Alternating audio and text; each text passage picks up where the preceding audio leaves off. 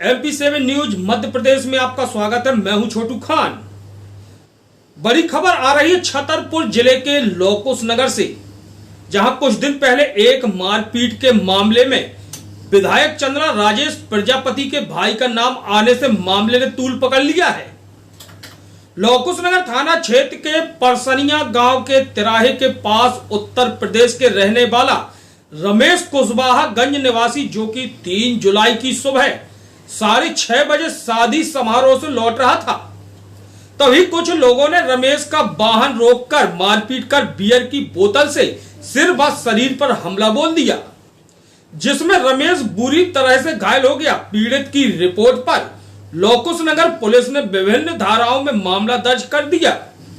इस पूरे मामले में विधायक के भाई की गाड़ी तो घटना के समय मौजूद रही, मगर विधायक राजेश प्रजापति का भाई कमलेश प्रजापति का नाम FIR में दर्ज कर पुलिस की कार्रवाई पर प्रश्न चिन्ह खड़ा हो गया। विधायक के भाई ने प्रेस वार्ता कर इस पूरे मामले में एक नया मोड़ ला दिया है। कमलेश प्रजापति ने बताया कि 2 जुलाई की रात 10 बजे से लेकर घटना 3 जुलाई की सुबह 9:30 बजे तक मैं घर पर ही रहा, तो फिर मैं कैसे घटना की जगह पर हो सकता हूं, जिसके CCTV फुटेज है और घटना 3 जुलाई की सुबह 6:30 बजे के आसपास की है। कमलेश ने मीडिया को CCTV फुटेज उपलब्ध कराई, जिसमें घटना के एक दिन पहले से लेकर घटना के बाद तक कमलेश घर पर ही मौजूद दिख रहा है। तो फिर लोकुश नगर पुलिस ने क्या बिना जांच पड़ताल के एक बेकसूर को अपराधी बना दिया?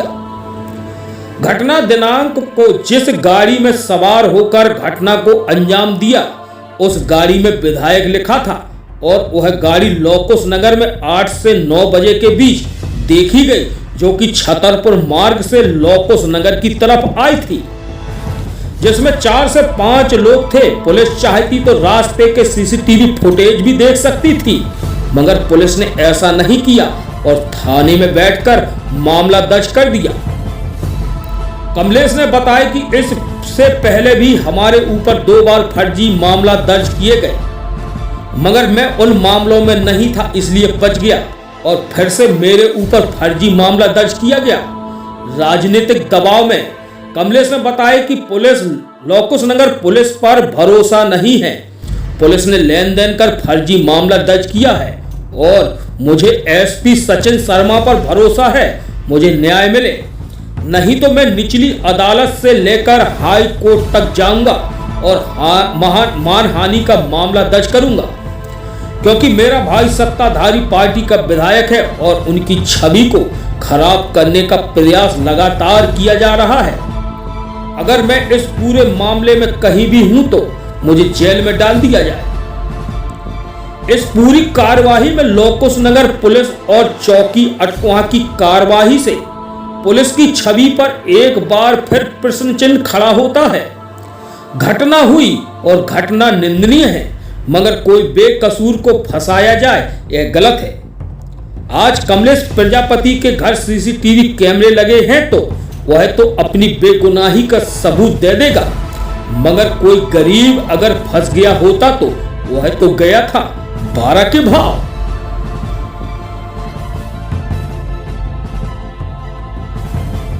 मेरे ऊपर जो मुकदमा दायर है, ऐसे 3 केसेस फर्जी हो चुके हैं, ये तीसरा केस फर्जी हो रहा है मेरे ऊपर।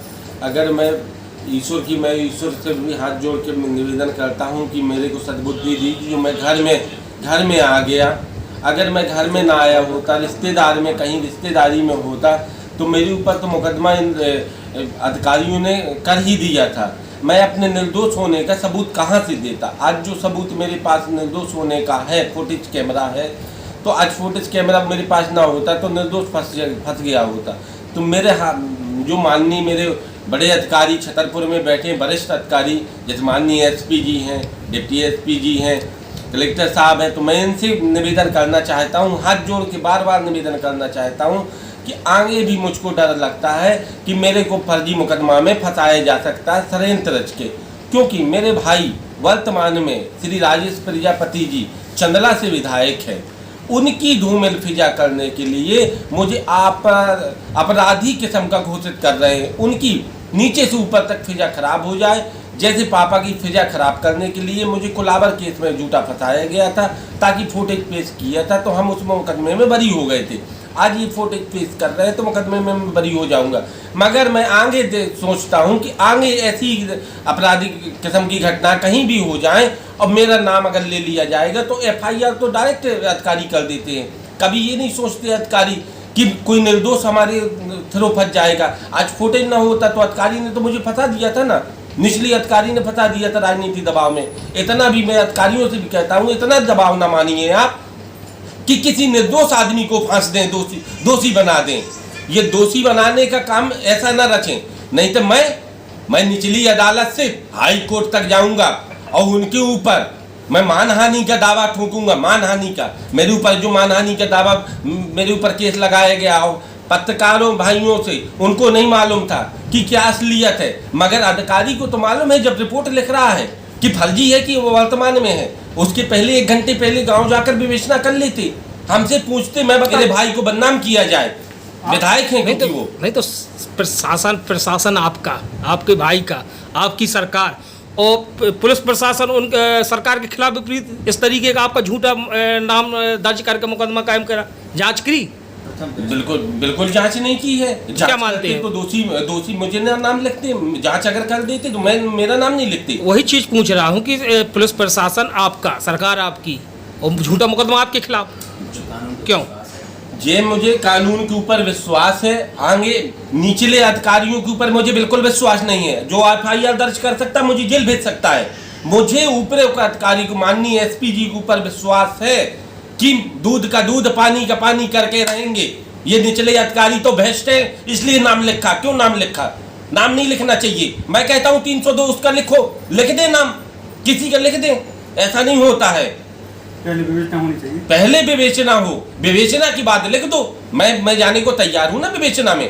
विवेचना के पहले फोटो एक बार पूछ तो लेते मुझसे, मैं फोटेज देता हूँ उनको। मामले में षड्यंत्र मानते हैं आप? बिल्कुल षड्यंत्र मानते हैं। थाना प्रभारी क्या भूमिका मानते हैं आप इसमें? थाना प्रभारी क्या करना चाहिए था? मैं थाना प्रभारी को पहले जांच करना चाहिए था। आकांक्षा मैडम जो पठा चौकी अटकावहा चौकी की इंचार्ज है, वो मैडम तो मुझसे बात नहीं कर रही थी अच्छे से। वो कह रही थी वो न्यायालय काटेगा तुम्हारा। न्यायालय क्या काटेगा यार? आपको करना है विवेचना, न्यायालय काटेगा। आप FIR दर्ज करती है, न्यायालय काटेगा। आप एक बार विवेचना करके नाम दर्ज जोड़ती ना, ये तो सीधा षड्यंत्र है। ये तो मैं कहता हूँ भूमिका में कुछ लिया दिया भी है, इस भूमिका में लिया दिया है। और राजनीति का प्रेशर उसके ऊपर था, इसलिए FIR दर्ज की गई है। और मुझसे ऐसे बदसलूकी से बात की जाती। मैं अपराधी हूँ क्या? फुटेज आज दिखाया मैंने माननीय SP जी को। पापा जी गए, उनने लेटर पैड दिया, अपना लेटर पैड में दिया। आज मेरे पास फोटो, ये पेन ड्राइव है। नाइट 8 बजे से लेकर सुबह 9:30 बजे तक मैं घर के अंदर से बाहर नहीं निकला, ये फुटेज है मेरे पास।